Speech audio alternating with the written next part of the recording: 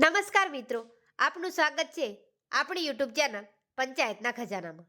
તો આજે આપણે આ વિડીયોમાં અપાર આઈડી એટલે કે one nation one student ID જે આખા રાષ્ટ્રમાં એક વિદ્યાર્થી તરીકેનું ઓળખ કાર્ડ રહેશે.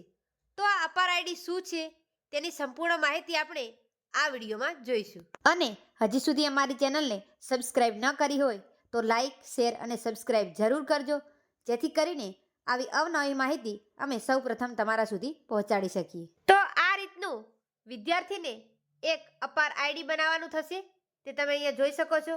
અને તેની વિગતવાર માહિતીમાં આપણે જોઈએ તો કે વન નેશન વન સ્ટુડન્ટ્સ હેઠળ હવે દરેક વિદ્યાર્થીની એક વિશેષ ઓળખ 12 અંકનું આઈડી હશે, જે તેને કિન્ડરગાર્ટનથી લઈને પીએચડીના અભ્યાસ અને નોકરી મેળવવા સુધી મદદરૂપ થશે. આ આઈડી જે આધારની જેમ કામ કરશે, તેને automated permanent academic account registry એટલે કે અપાર નામ આપવામાં આવ્યું છે. આ યોજના શૈક્ષણિક સત્ર 2024-25થી લાગુ કરવામાં આવશે. હવે જોઈએ તો કે આ આઈડી ઉપયોગમાં કઈ રીતે લેવાશે. તો વિદ્યાર્થીના બાલવાટિકામાં પ્રવેશ મેળવતા જ તેની અપાર આઈડી બની જશે, જેમાં વિદ્યાર્થી અને વાલીઓનું નામ, જન્મ તારીખ, લિંગ, ફોટો અને આધાર નંબર નાખવામાં આવશે. આ આઈડી તેના ઉચ્ચ શિક્ષણ માટે પણ ઉપયોગી થશે. વિદ્યાર્થીએ બોર્ડની પરીક્ષાઓ, જી, નીટ અને અન્ય રાષ્ટ્રીય પ્રવેશ પરીક્ષાઓ માટે અરજી ફોર્મમાં આ આઈડી અપલોડ કરવાની રહેશે. બીજું જોઈએ તો કે ડિજીલોકર અને એકેડેમિક બેંક ઓફ ક્રેડિટ સાથે જોડવામાં આવશે. આ આઈડીને ડિજીલોકર અને એકેડેમિક બેંક ઓફ ક્રેડિટ સાથે પણ લિંક કરવામાં આવી રહ્યું છે. જ્યારે કોઈ વિદ્યાર્થી અભ્યાસક્રમ, ડિગ્રી, પ્રમાણપત્ર, કૌશલ્ય અથવા અન્ય કોઈ સિદ્ધિ પૂર્ણ કરે છે, ત્યારે તેના પ્રમાણપત્રો તેમાં ઉમેરવામાં આવશે.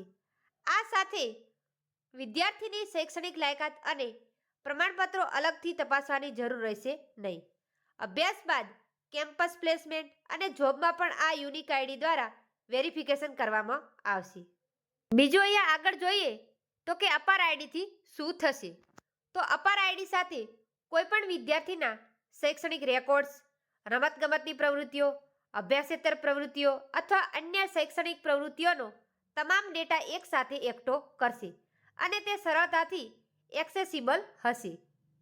આગળ જોઈએ તો અપાર આઈડી વિદ્યાર્થીઓ માટે શિષ્યવૃત્તિ, શિક્ષણ લોન, પુરસ્કારો અને સરકારી યોજનાઓનો લાભ મેળવવાનું સરળ બનાવશે. જો કોઈ પણ માતા પિતા શાળા બદલશે તો આ અપાર આઈડી બદલવાની જરૂર રહેશે નહીં, કારણ કે તે આધાર નંબર સાથે લિંક થયેલ અનન્ય વિદ્યાર્થી આઈડી રહેશે. તમે દેશના કયા રાજ્યમાં જાઓ તે મહત્વનું નથી, જ્યારે તમે શાળામાં પ્રવેશ લેશો ત્યારે આ વિદ્યાર્થી આઈડી એ જ રહેશે. નવી શિક્ષણ નીતિ 2020 હેઠળ ભારત સરકાર આ વિદ્યાર્થી આઈડીની પહેલ પર કામ કરી રહી છે અને તેનો ઉપયોગ ફક્ત શૈક્ષણિક ઉપયોગ માટે જ કરવામાં આવશે. આ અપાર આઈડી લાવવા પાછળનો હેતુ શું છે? તો કે દેશમાં એક સમાન શિક્ષણ ઇકોસિસ્ટમ લાવવાના ઉદ્દેશ્ય સાથે આ પગલું લેવામાં આવી રહ્યું છે અને તેના દ્વારા સરકાર કોઈ પણ માટે લાઈફ ટાઈમ આઈડી નંબર બનાવી શકશે અને તેને આધાર નંબર સાથે પણ લિંક કરવામાં આવશે.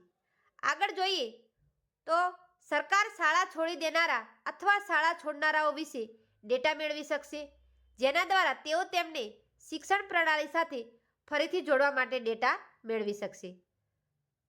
આ આઈડી સાથે એક ડિજીલોકર ઇકોસિસ્ટમ પણ બનાવવામાં આવશે, જેના દ્વારા બાળકો તેમના report card, health card, Olympiad અથવા રમતની સિદ્ધિઓ સંબંધિત પ્રમાણપત્રો, સાંસ્કૃતિક પ્રવૃત્તિઓ સંબંધિત પ્રમાણપત્રો અથવા ડેટા એક જગ્યાએ રાખી શકશે.